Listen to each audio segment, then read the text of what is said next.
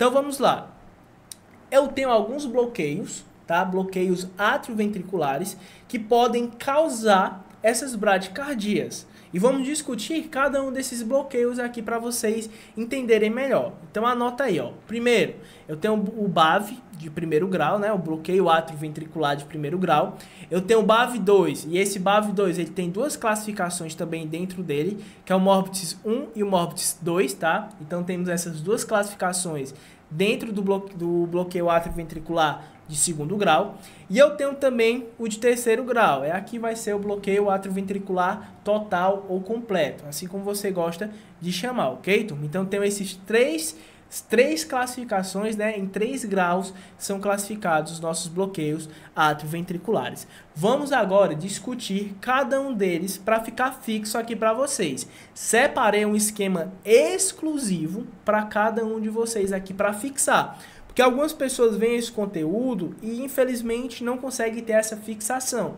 E aqui eu tô para te ajudar e eu tô para fixar, ok, turma? Vamos lá. O primeiro, que é o BAV de primeiro grau. O que é que vai acontecer aqui nele? O intervalo PR, tá? O intervalo PR, né? Ó, PR, bem aqui começa PR. Esse intervalo PR, ele está prolongado, ele está longo, tá? Está longo. Quanto, professor? Você vai avaliar lá no nosso eletro e ele vai estar acima de 200 milissegundos, ou você pode contar os quadradinhos, que ele pode estar também acima de 5 quadradinhos, essa distância aqui que vocês conseguem observar. Todas as ondas P, você vai observar que vai ter ó, onda P, onda P, onda P, onda P, onda P. Então aqui todos eles têm onda P seguido do complexo QRS, tá? Então eu tenho uma onda P para um QRS. Professor, eu não entendi foi nada, professor, eu não entendi foi nada. Quer que eu facilite? Comenta aí, facilita, professor. Comenta aqui pra mim, facilita, prof. Quem aqui joga vôlei, comenta, eu jogo vôlei. Quem aqui joga vôlei, comenta, eu jogo vôlei, tá? Eu jogo vôlei. A Vanusa, facilita, prof. Ó, o Dalton, facilita. A Érica, facilita. Primeiro de tudo, quem joga vôlei aqui? Quem joga vôlei? Quem joga vôlei vai ficar muito fácil de entender isso daqui, tá? Olha só o que o professor arrumou para vocês. Olha só o que o professor arrumou para vocês. Presta atenção. BAV de primeiro grau, tá? BAV de primeiro grau. Eu tenho o P, né, a onda P, que ela vai formar o QRS. Não foi isso que eu falei? Mas aqui eu quero que vocês entendam o quê? Que nesse jogo de vôlei aqui, que é o BAV de primeiro grau, eles colocaram uma pessoa muito pequena, né, ó? Colocaram uma pessoinha muito pequena aqui para dar o bloqueio, ó. Para dar o bloqueio, eles colocaram uma pessoa muito pequena. Só que, vocês concordam comigo? Se fosse você jogando, vendo uma pessoa ali pequena, tentando bloquear o seu saque, o que é que vocês iriam fazer? Vocês iriam colocar o saque um pouquinho mais alto, né? Esse saque um pouquinho mais alto. Vocês concordam comigo que ele ia demorar mais para chegar até no meu ventrículo, né? Até a pessoa lá fazer o manchete. Eu sei que eu faria isso. Era uma pessoa pequena, então eu vou colocar alto para ela não bloquear. Então é isso que acontece, tá? No nosso eletro. Esse nosso eletro, ele vai ter esse intervalo entre o P e o QRS mais alongado, tá? Mais alongado. É como se fosse essa jogada de vôlei mesmo. A pessoa, ó, jogou mais longe, mais alto para a pessoa não bloquear.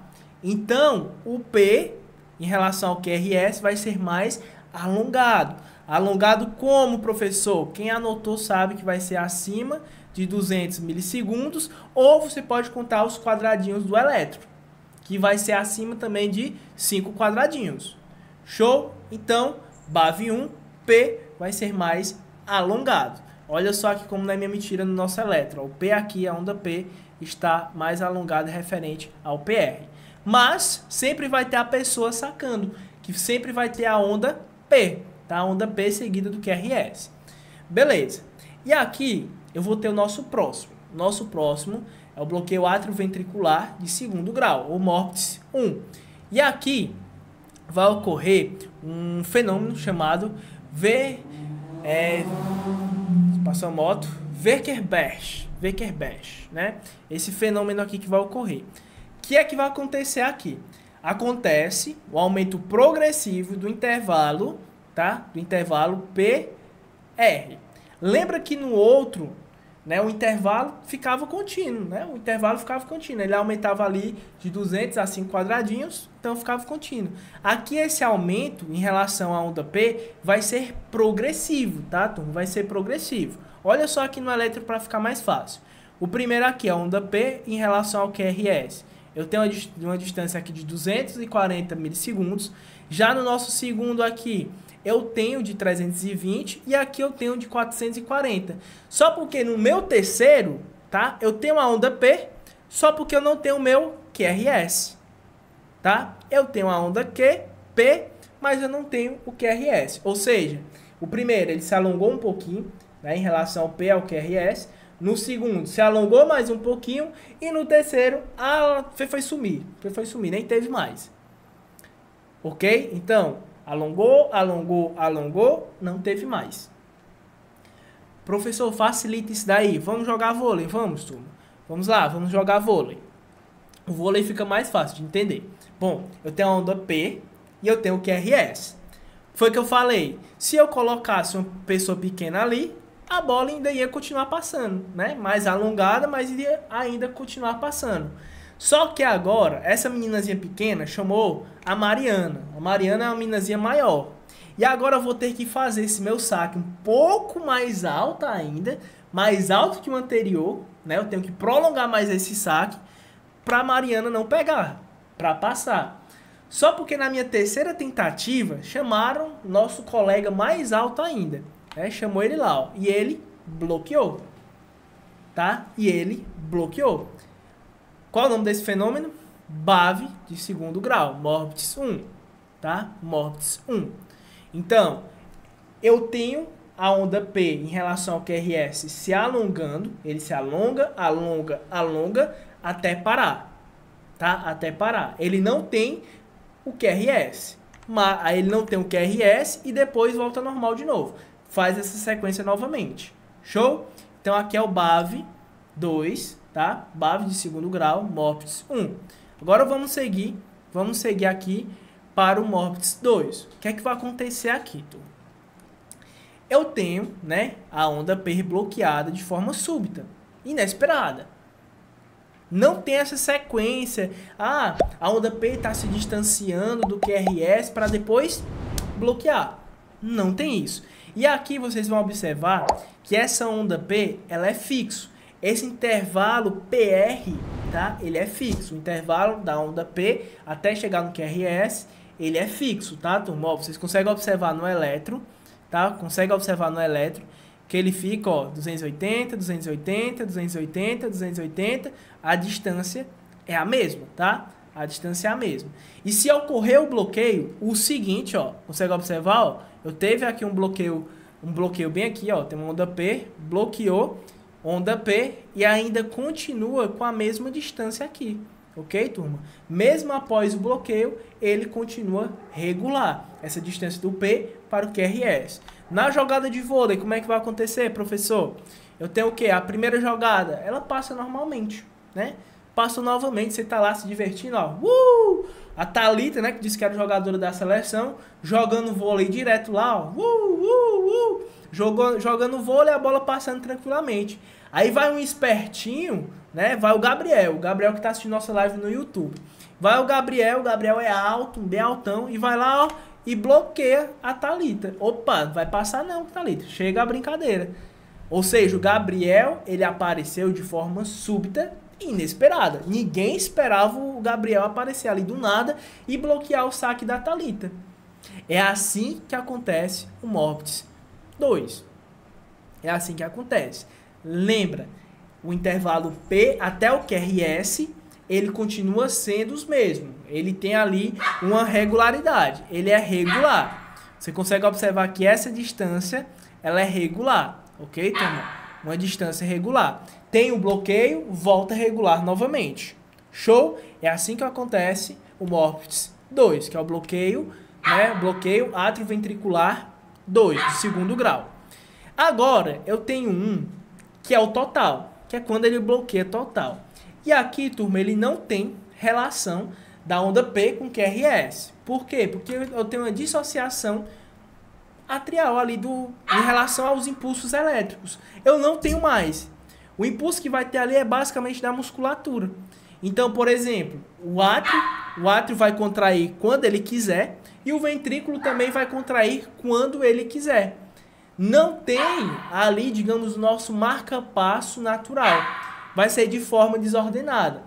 E lembra, o átrio, ele precisa de maior contração, ele contrair mais que o ventrículo, porque o ventrículo ele tem que encher para acontecer a nossa sístole. Ok, turma? Então o átrio, ele vai lá ficar contraindo de forma na vontade dele, na hora que ele quiser, e o átrio também, e o ventrículo também, perdão. Vão estar os dois ali se contraindo de forma totalmente desordenada. É o que vocês vão ver aqui, ó. Eu tenho uma onda P, aqui, ó, P seguido de um QRS, né, ó. Onda P, o átrio contraiu e o ventrículo aqui fez, né, depois normalmente. Só porque aqui em seguida, na minha onda T, eu tenho uma onda P aqui também. Então, o átrio viu a vontade de contrair aí e ele contraiu. Do nada, novamente, eu tenho uma contração atrial, né, ó, a onda P. Tenho aqui uma possível sequência do QRS, mas a onda P surgiu dentro do QRS, tá? Ou seja, o átrio foi junto com o ventrículo nessa contração. É isso que o nosso eletro está mostrando aqui para nós. Novamente, teve uma onda P aqui isolada, sem ter seguido de QRS, porque o normal onda P, QRS, só porque aqui não teve. Tem uma onda P, QRS, ok. Tem uma onda T junto com a onda P aqui. Então vocês conseguem observar que cada um contrai em sua própria vontade. Aqui, que é o bloqueio total. Show, turma? Bloqueio total. Como é que vai ocorrer aqui? Vamos lá, onda P. A onda P vai lá fazer o saque, ó. Vai lá fazer o saque. Fez o saque, foi bloqueada. Fez outro saque, foi bloqueada. Fez mais um outro saque, foi bloqueada.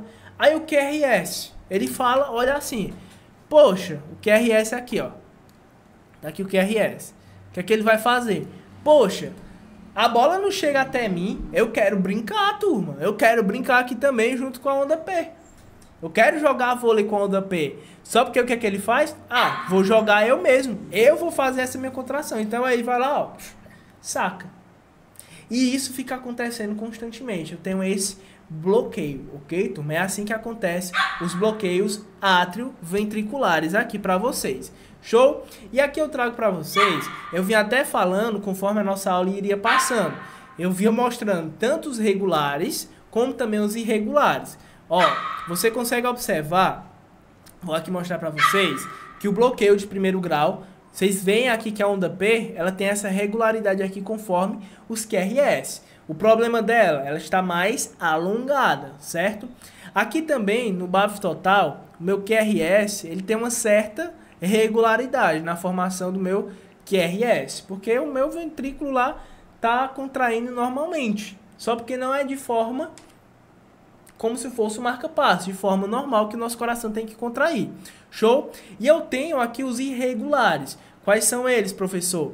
Eu tenho o MORPHS 1, que é o bloqueio atrioventricular 2, e eu tenho o MORPHS 2 aqui, que é o bloqueio atrioventricular também de segundo grau. Vocês conseguem observar que eles são irregulares. Por exemplo, a relação da onda P com o QRS, ele também vai se alongando conforme aqui vai se passando, né, no nosso eletro, e vocês vão conseguir observar que até o meu QRS, ele também vai se alongando. Ó, eu tenho uma distância muito grande, uma distância irregular, tanto do meu QRS, como também da minha onda P. Show? Da mesma forma aqui no meu MORPHS 2. Eu tenho o meu QRS, ó, a único que é regular é o meu P, mas o meu QRS, ó, aqui é regular, aqui é irregular, ok, turma? Então, eles acabam tendo essas irregularidades. A gente pode dividir dessa forma também. Pode cair uma questão de concurso cobrando isso daqui. Show, turma? E eu tenho também em relação às suas gravidades. Como assim, professor? Eu tenho que o bloqueio atrioventricular, ele pode vir principalmente de causas degenerativas do nosso coração. Mas eu também tenho uma causa secundária, que é uma causa que a gente chama que é causa isquêmica aqui, é o possível infarto, né? Então vamos lá.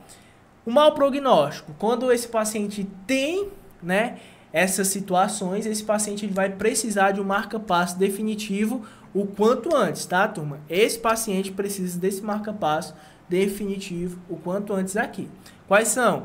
O BAV de terceiro grau, que é o total, né, o bloqueio total, e o MOPTS 2.